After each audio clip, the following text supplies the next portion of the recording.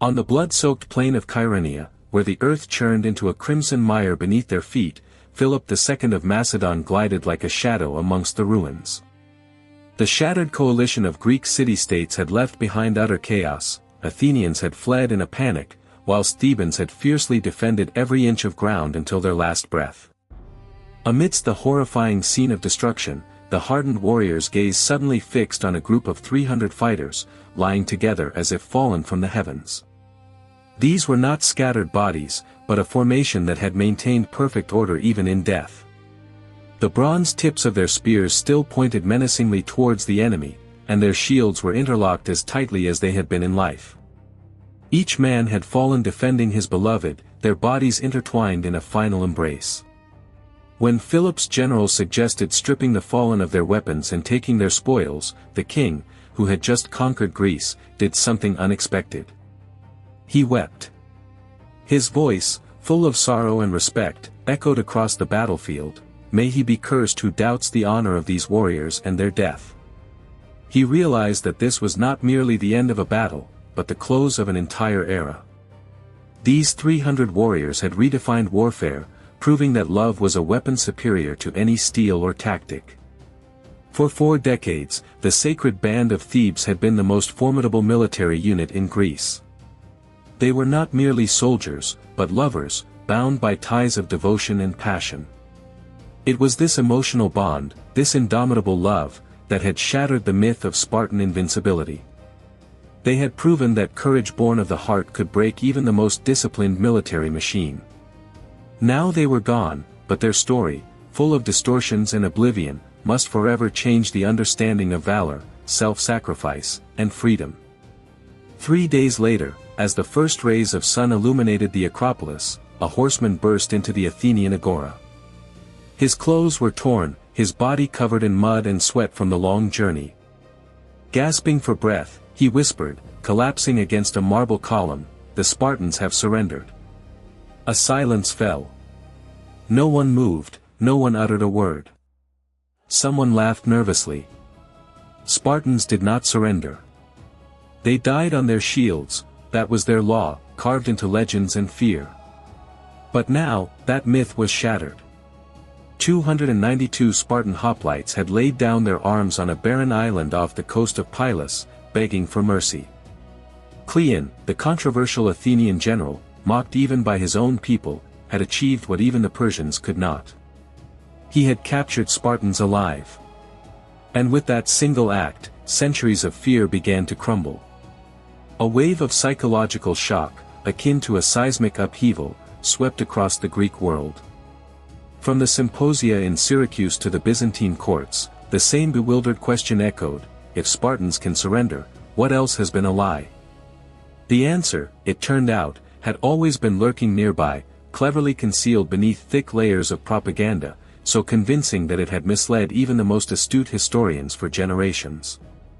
Sparta's most celebrated triumph, the last stand at Thermopylae, had been a crushing failure. They had lost their king, lost their elite guard. And their famous military system, which forged young men into warriors. It was devouring itself, generation after generation, producing fewer and fewer soldiers as its rigid citizen class crumbled under the weight of exorbitant expectations. Meanwhile, the Helots, Sparta's enslaved population, outnumbering citizens 7 to 1, constantly teetered on the brink of revolt. The fearless Spartans, to tell the truth, slept with daggers under their pillows, fearing even their own shadows. Even more damaging was the fact that Sparta had not won a decisive victory against an equal opponent for over half a century. Their glory had become an illusion, maintained by tactics of retreat, deception, and intimidation, tools more characteristic of the weak than the strong. At Pylos, this illusion was torn to shreds. The armor was bronze, but beneath it lay emptiness. And across the Greek world, eyes once blinded by fear began to open. What if Sparta was not invincible after all? What if it could be challenged, and even defeated? In a small city-state nestled in the fertile lands of Boeotia, a warrior and philosopher named Epaminondas pondered the same question. However, unlike many, he did not merely intend to exploit Sparta's weakness. He aimed to create something entirely new. A force born not only of strategy, but of love, intellect, and fervent passion. The Spartan captives were paraded in chains through the Athenian assembly. Their once imposing crimson cloaks were now tattered rags, their gleaming bronze stripped away, revealing pale, trembling bodies. For centuries, Greeks had whispered of Spartans as being superior to ordinary men, demigods forged in the cruel flames of the agoge, impervious to pain, born without fear. But now, looking at these survivors from Sphacteria with their vacant stares, begging for their lives, the truth became evident. Spartans were merely human. And humans could be broken. Cleon the tanner, once a ridiculed populist turned general, savored the ensuing silence like a fine wine. "Tell them," he addressed the chief captive, a Spartan officer whose hands trembled as he raised them. "Tell them why you surrendered, instead of dying a glorious death, as your laws demand." The answer echoed through the ages. "Because stones and arrows rained down from all sides," the man uttered. "Because we could not see the enemy.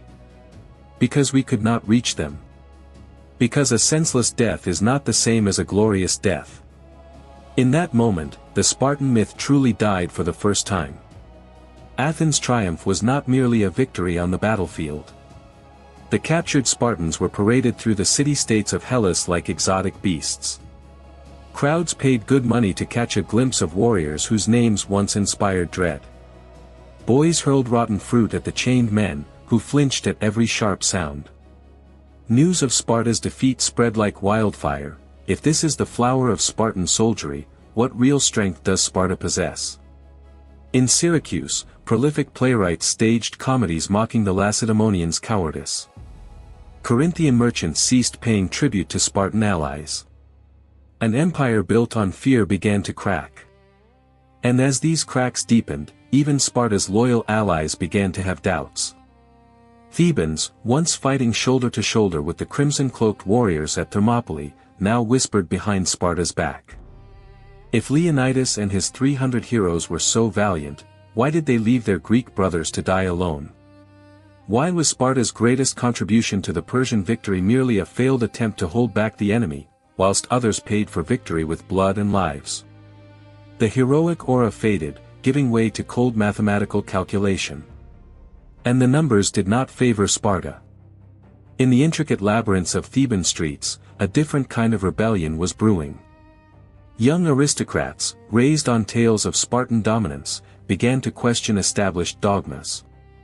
They scrutinized the cumbersome phalanx, a wall of shields and spears that had remained unchanged for 3 centuries. They analyzed Spartan tactics, based on fear and blind adherence to tradition, on suppressing innovation and an inflated reputation. They saw a system mired in stagnation. A legend rotting from within. Amongst them, Epaminondas stood out, a scholar, a warrior, a visionary. But he did not merely study.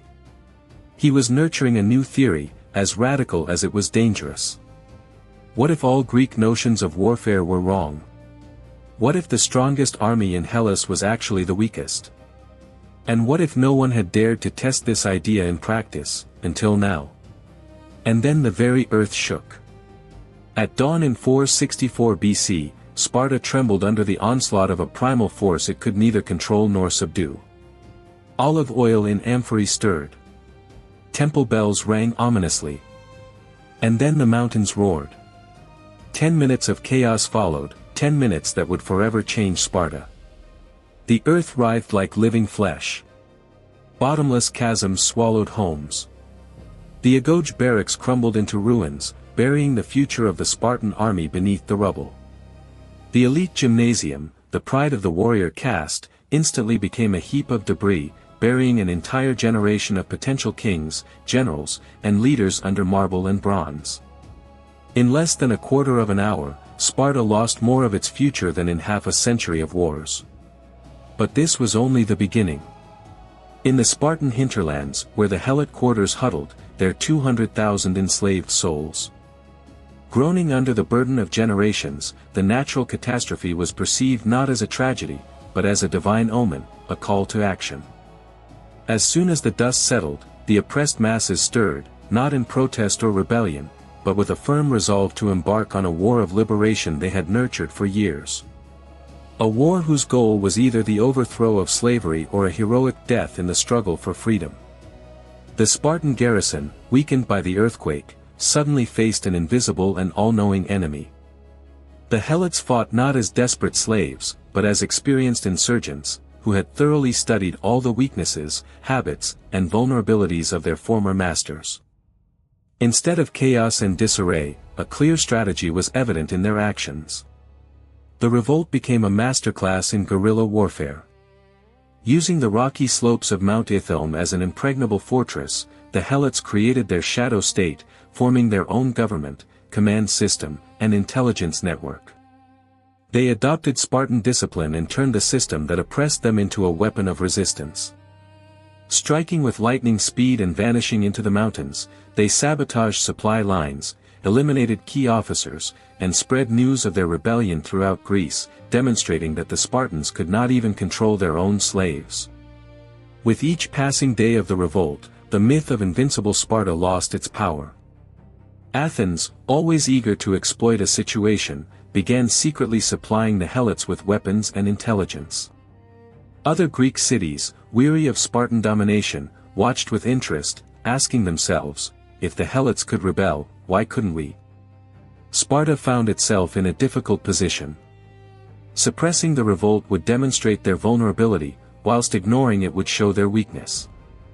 For 17 long years, the rebels held their mountain fortress, which became a living symbol of Spartan weakness and a daily humiliation broadcast throughout Greece. When the revolt finally ended, it was not a victory, but the result of negotiations. The Helots were allowed to leave Sparta and found their own city. No wars, no conquests, just a quiet defeat, a wound that no propaganda could heal. The earthquake was a severe test for Sparta, exposing a gaping flaw in its defensive might. The celebrated, awe-inspiring war machine proved to be built on shaky foundations.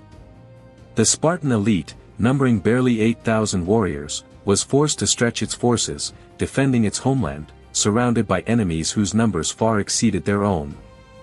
Every military campaign carried the threat of a new uprising, and every loss resonated as a painful blow, for Spartan blood was an irreplaceable resource. And now, at last, the illusion of invincibility, carefully cultivated for years, collapsed like a house of cards. In military headquarters and royal courts across the Mediterranean, a seditious thought began to germinate, posing a far greater danger to Sparta than any enemy blade. What if the fear it inspired no longer worked? Far from Sparta, in a quiet courtyard sheltered by olive trees, a solitary man was intently drawing geometric figures in the dusty earth. This man was Epaminondas, and he was preparing for the changes to come. It was 379 BC. Whilst Sparta and Athens fiercely battled for the paltry remnants of their once great empires, a 40-year-old Theban aristocrat pondered in solitude, drawing lines in the sand. To those around him, Epaminondas seemed an eccentric, a man who squandered his youth studying mathematics and music, preferring philosophical debates to commanding armies. Yet, behind his dark, contemplative eyes, a storm was brewing. Every geometric proof, every note of Pythagorean harmony, every line from Plato's works he eagerly devoured, became a kind of ammunition. Epaminondas was not wasting time, he was sharpening a weapon whose power the world had yet to comprehend. The spark that ignited his genius was a chance conversation at a drunken symposium, where Theban veterans bitterly complained about yet another defeat at the hands of the Spartans. "We always place our best warriors on the right flank," one grumbled, "but the Spartans do the exact same. Their elite invariably fights ours, and they always prevail." Epaminondas, setting aside his wine cup, leaned over the table and drew a line through the spilled liquid. "What if," he said quietly, "we stop playing by their rules?" Silence fell in the room. "What if we place our best warriors where we deem fit? What if we stop fighting where they expect, and nullify their advantage in strength?" This was pure heresy. For 3 centuries, Greek warfare had been fought according to an unwritten script. Rigid phalanxes clashed head-on, the right flank attempting to outflank the left. Battles were staged as ritually as religious ceremonies. But Epaminondas was proposing more than just new tactics. He intended to tear that script to shreds. The commander, raising his voice, painted a picture of a daring breakthrough. Imagine a column of 50 elite warriors, like a blade, plunging into the most vulnerable point of the enemy formation, whilst their best forces remain powerless on the flanks. By the time the enemy realizes what is happening, the outcome of the battle will be decided. At the heart of the plan lay impeccable mathematical logic. Traditional phalanxes, built in 8 ranks, relied on a slow and methodical attrition of the enemy's forces. However, Epaminondas, having deeply studied the principles of pressure and the geometry of force concentration, concluded that the same laws governing levers and lenses could be applied to warfare. By concentrating the blow at a single point, even the steel wall of the Spartans could be breached, like fragile glass. But the execution of this innovative plan required more than just tactical knowledge. It needed soldiers whose valor and devotion surpassed anything Greece had ever seen. And so, Epaminondas turned his gaze to a source that no commander before him had dared to consider, to love itself. In Plato's dialogues, he discovered a revolutionary idea: eros was not fleeting lust, but a deep and all-consuming love between equals, possessing incredible power. This bond, transcending fear and loyalty, was stronger than any law. Epaminondas wondered, what if love could be tempered into something more durable than iron? What if it could become a formidable weapon? Thus was born the boldest experiment in military history.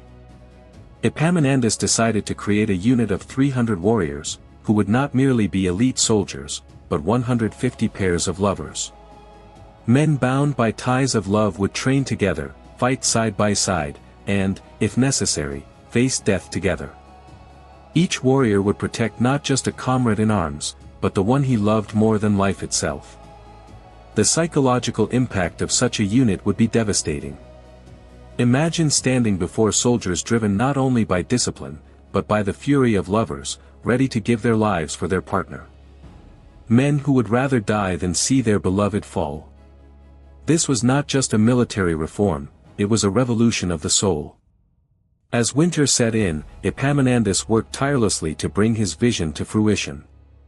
With wooden models and complex geometric calculations, he devised formations, calculated angles, and anticipated the potential chaos on the battlefield. But he was not dealing with abstract concepts, he was preparing for real war, for the shedding of blood and the cries of the wounded. The sacred band of Thebes was on the verge of its birth. At the dawn of Theban history, an event occurred that would forever change the face of warfare. An unprecedented recruitment drive began, initiated by Gorgidas, an outstanding commander personally selected by the brilliant Epaminondas. Addressing the elite of Theban society, Gorgidas uttered words that no military leader before him had dared to say: "We seek not merely brave men, we seek pairs bound by a love so strong that they are willing to sacrifice their lives for each other." A tense silence filled the hall. Loving relationships between men in Thebes were a celebrated theme in poetry and philosophy, but the idea of forming a military unit based on them seemed revolutionary. The selection of recruits was unprecedented. The main criterion was not physical strength or skill with weapons, but deep mutual trust and emotional intimacy. Officers meticulously studied each pair, seeking to understand the depth of their bond, the history of their relationship, and their confidence in their partner's reliability in mortal danger. It was about creating not just a fighting force, but a brotherhood cemented by ties of love, destined to become the most formidable weapon in Greece's arsenal. One of the first to share memories of those days was Pelopidas, a young aristocrat chosen not for his noble birth, but for his love for his chosen partner. "We train not only our bodies but also our souls," he recalled. "When Lander charged with his spear, I had to be ready to catch him if he fell. When he raised his shield, I had to know precisely where cover would be needed." They learned to act as a single entity, two minds beating in unison, a heartbeat apart, yet inextricably linked. The training was grueling, 18 hours a day, including synchronized drills, communal meals, and sleeping in shared barracks, sharing pain and hardship. The boundaries. between individual and pair gradually blurred. They didn't just fight side by side, they became each other's armor, breath, and support. But the genius of the sacred band lay not only in the emotional connection but also in the tactical organization. In the phalanx, each pair stood side by side, with the elder partner, the Erasts, taking the right side, shielding the younger, the Ereminos. Whilst traditional hoplites fought as individual combatants in a common wall, the sacred band operated as a single organism, where each pair was interconnected and interdependent. When one attacked, the other provided protection, and if one faltered, the other immediately came to their aid. It was the embodiment of military poetry, written in blood and bronze, and its first test was not long in coming, descending upon them like a storm. The formidable storm of war had broken over Greece. Less than 6 months after the formation of the legendary sacred band, Sparta, renowned for its military might, treacherously descended upon Thebes. The main Theban forces were dispersed across the countryside, leaving only the sacred band, alongside a handful of raw recruits, to defend the city gates. Across the plain, like an inexorable wave, advanced the Spartan hoplites in their crimson cloaks, their bronze armor gleaming under the morning sun, inspiring dread and terror. Facing this formidable force stood merely 300 inexperienced warriors, unfamiliar with the taste of true battle, a living shield between the city and inevitable destruction. No one believed they could win. However, what transpired next irrevocably altered the course of Greek history. The sacred band did not falter, showing not the slightest hesitation.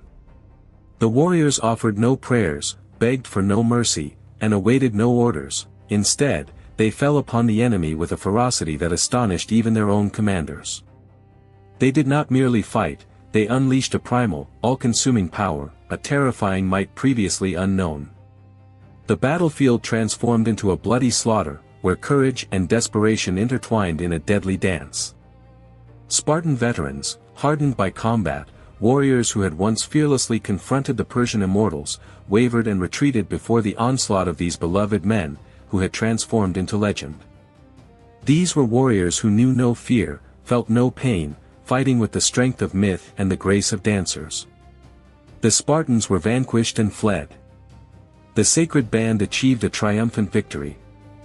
Yet, this was more than just a victory of arms. It was a crushing defeat for the very idea of Spartan invincibility. On that day, 300 warrior lovers rewrote history, opening a new chapter in the annals of Greek warfare. And this was only the beginning of their glorious journey. The road to Tegea seemed to promise no dangers. 300 warriors of the sacred band were tasked with escorting a supply convoy through a narrow mountain pass in the heart of Greece. Pelopidas, a celebrated commander seasoned in countless battles, had meticulously planned the route, avoiding known Spartan patrols. But on a sweltering summer day in 375 BC, scouts returned with alarming news. 2 full Spartan morai, over 1,200 elite warriors, had taken up positions at both ends of the pass. The sacred band was trapped in a deadly snare. Tradition dictated surrender, to beg for mercy. Every law, every precedent, pointed to the same conclusion: when outnumbered 4-1, and retreat is impossible, a wise commander should negotiate.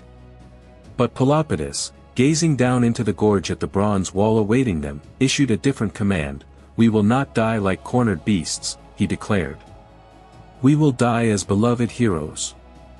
The sacred band locked shields, forming an impenetrable wall.